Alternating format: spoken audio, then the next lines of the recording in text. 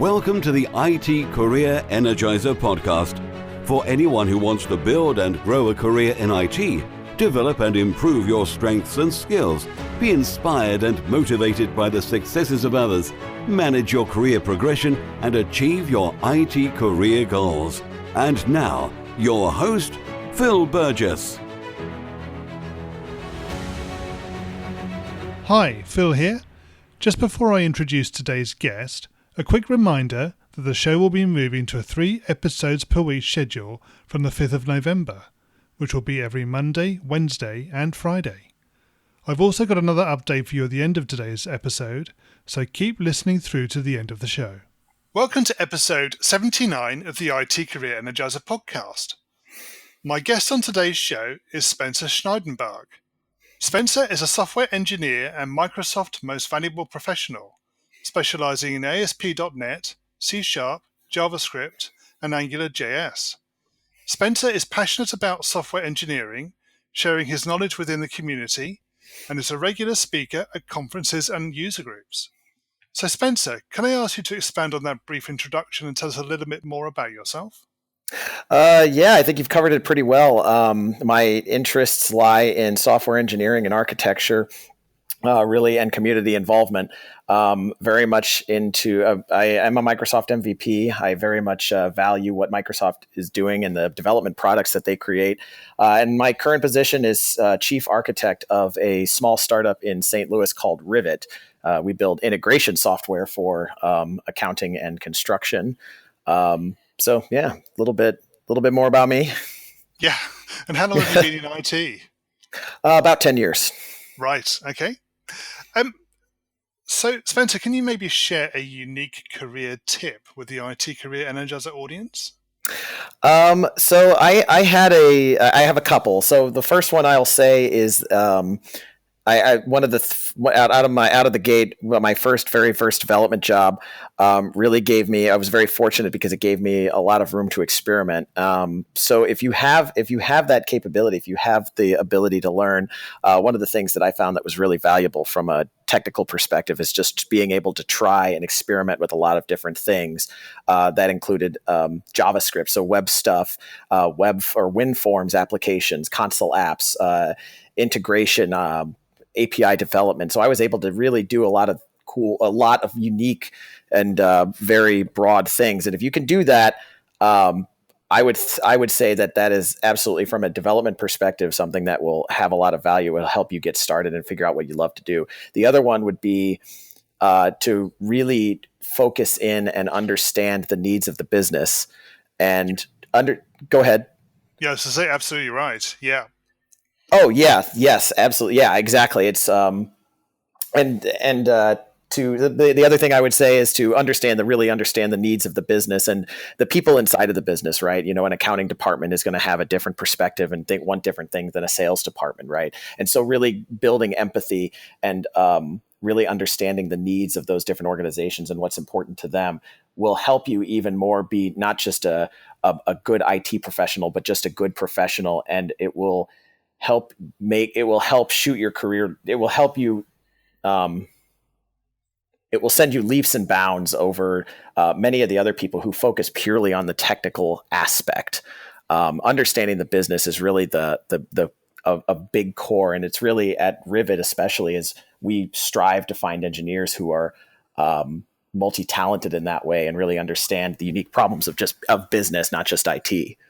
Yep, absolutely right.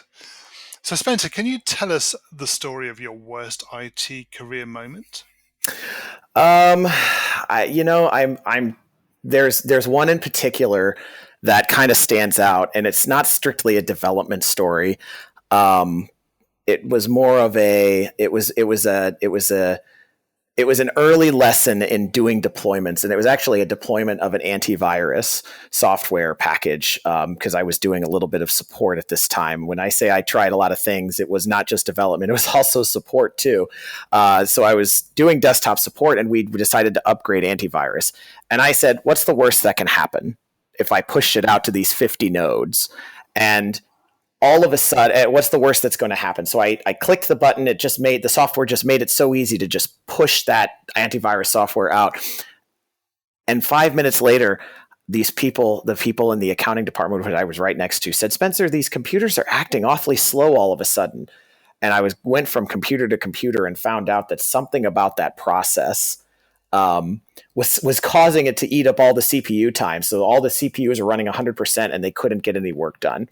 And of course, this panic just came over me. But it was a very good lesson and a very early one that everything that you do has an impact in some way.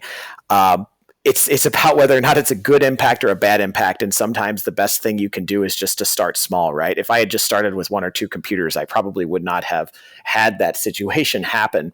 I'm very lucky because that's a very minor story compared to some of the worst that I've heard. And it was a good lesson, and it was a very easy lesson. I have seen much bigger disasters. I've worked for a company once where a guy hard coded a connection string inside of some software and ended up writing over live customer data. And I had to be involved at that company. I had to be involved in the recovery from that. And that was a big deal. Yeah. That was a really big deal. Mine was just, no data got corrupted. Nobody lost any sleep. Not myself included. So I've seen some worse. So I find myself very, very lucky to be telling you what is now maybe the most benign of IT worst career moments, but I've witnessed a few. Yeah. So moving away from your worst IT career moment, can you maybe tell us about your career highlight or greatest success?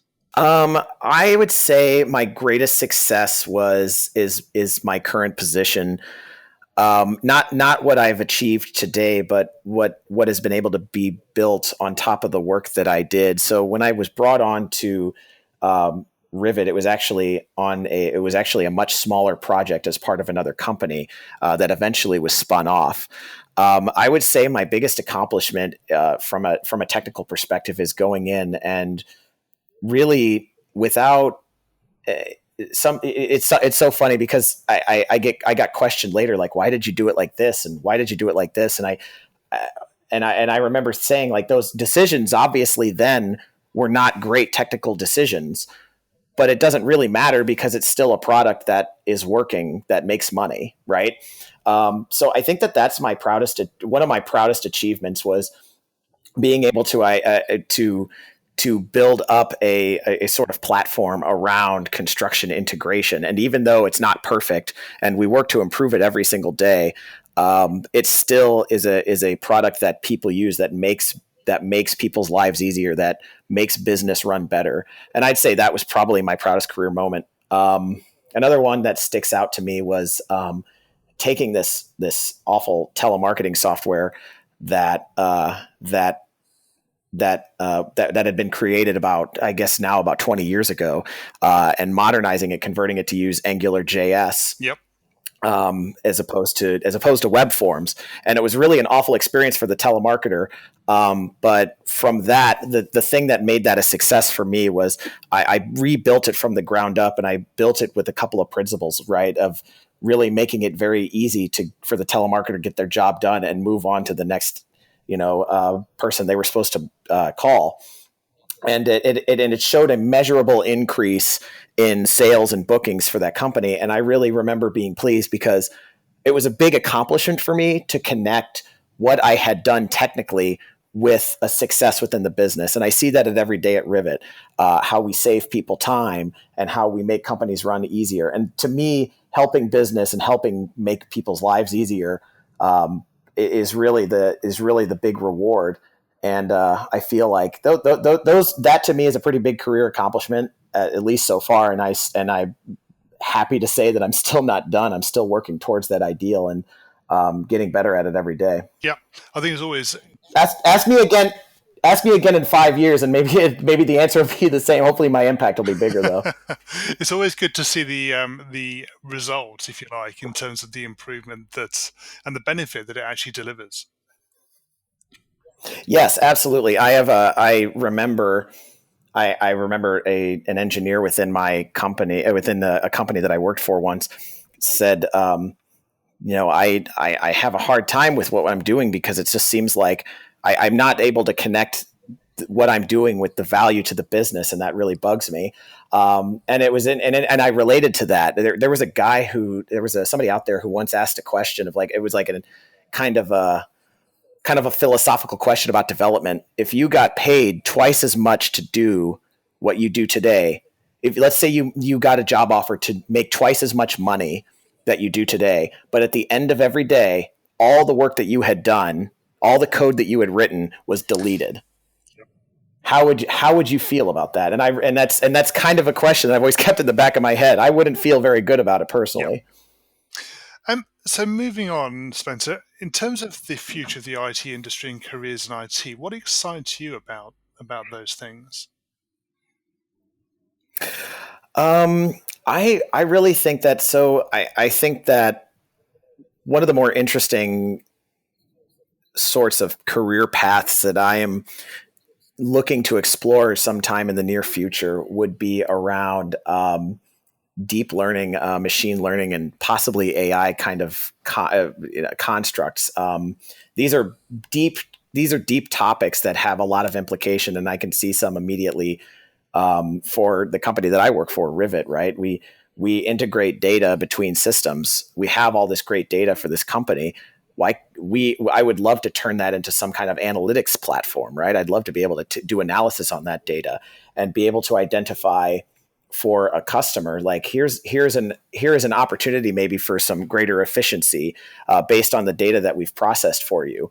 That really speaks well to deep learning, machine learning kinds of technical engagements. So I'm getting more excited about that, but it's one of those things that I hope to get to it in the future. But right now, I'm having a great time just sort of helping rebuild and reinvent the platform that I'd helped created for a while ago. So still quite excited about that for today, but still looking to tomorrow. So Spencer, it's time for the reveal round. Are you ready for this? Yes, sir. So what first attracted you to a career in IT? It's funny you should say that. I grew up around computers all my life. I love computers. I loved computers growing up, and I certainly loved technology. And I remember there were kind of several. I feel like fate was pushing me in that direction. But I remember specifically saying when I was a kid, I don't see myself working with computers as a career. And I don't know to this day why I said that, but my mom was and is a COBOL programmer, and had programming books laying all around the house. And a good friend of mine in high school said, "Hey, do you want to take this programming class with me?" And I said, "No, programming sounds stupid. Why would I ever want to do that?" And my first taste of career was really of the IT career. I really kind of fell into it by accident. I got connected with the work with my first company, because the owner of the company asked somebody that I knew well, said, "Hey, doesn't Spencer know something about computers?" So I kind of fell into it by accident. And it's been quite a ride ever since. Yep. What is the best career advice you've ever received? The best career advice that I've ever received. I think that it goes back to something that it kind of, again, talking about empathy and talking about understanding the business more than just the technology. I would say that I would go right back to that, or the power of building relationships over the power of, a technical solution, but building relationships and being able to build rapport with the people around you. That is probably getting to know them on a personal level and getting to know, again, what they care about.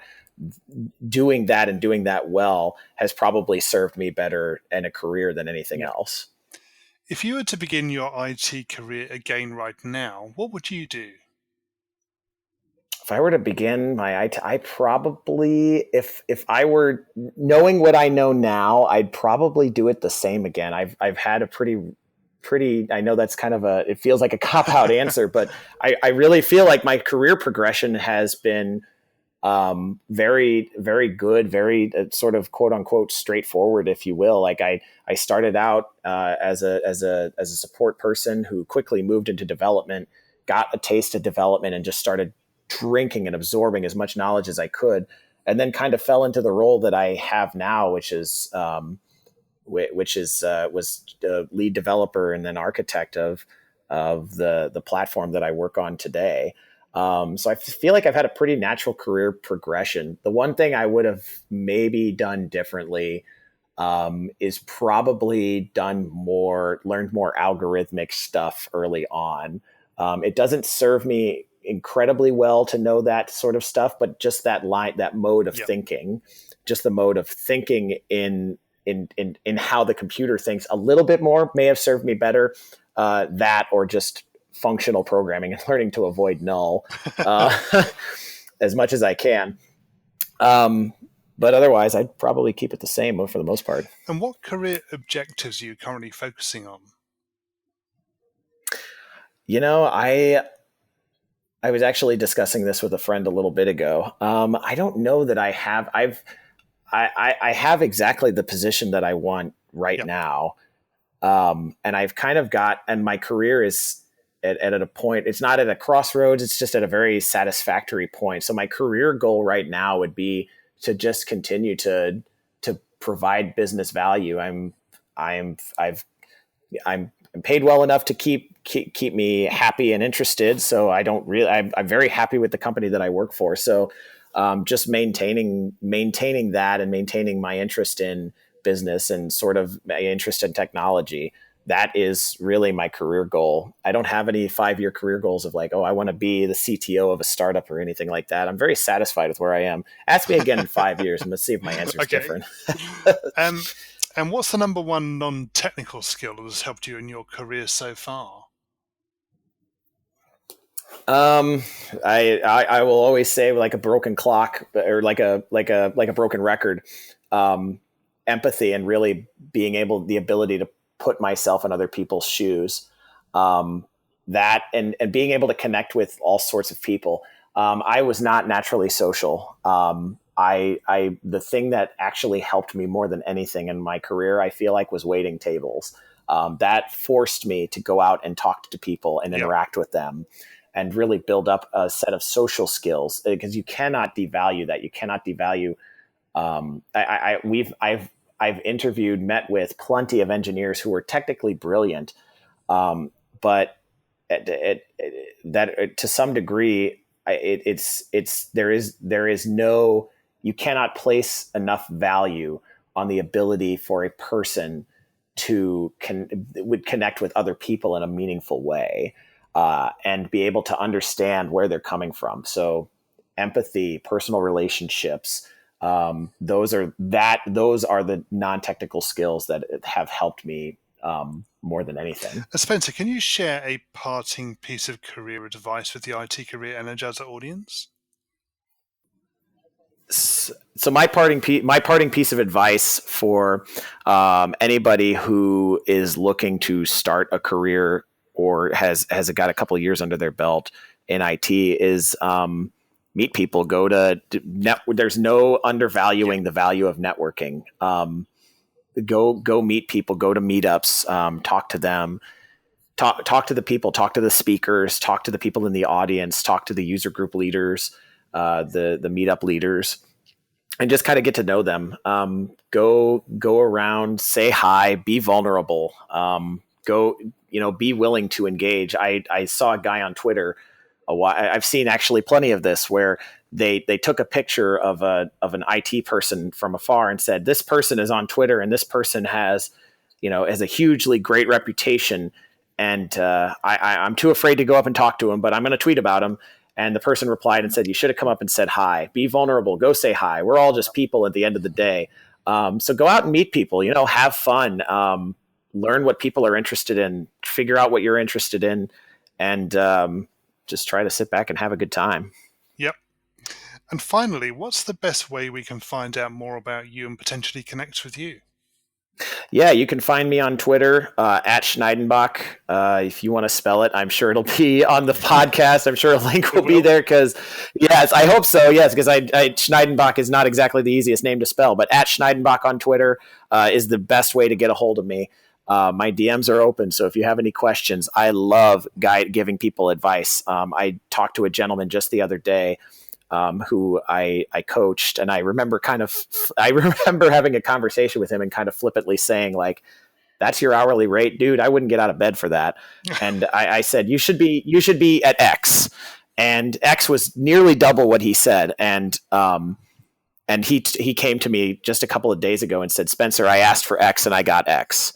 And I can't tell you how thrilling that is. So, as far as coaching, I have people approach me fairly frequently for career advice or IT advice in general. Please reach out to me. I would love to connect with you and just say hi. Engage with me on Twitter or DM me, whatever. But at Schneidenbach on Twitter. Spencer, thank you so much for joining me on the podcast today. It's been great chatting with you. It's been great chatting with you, Phil. Thanks a lot. Hi, Phil here again. As mentioned at the start of today's episode, I've got another update for you. But before that, a quick thank you to Spencer for sharing his advice and experience in today's episode.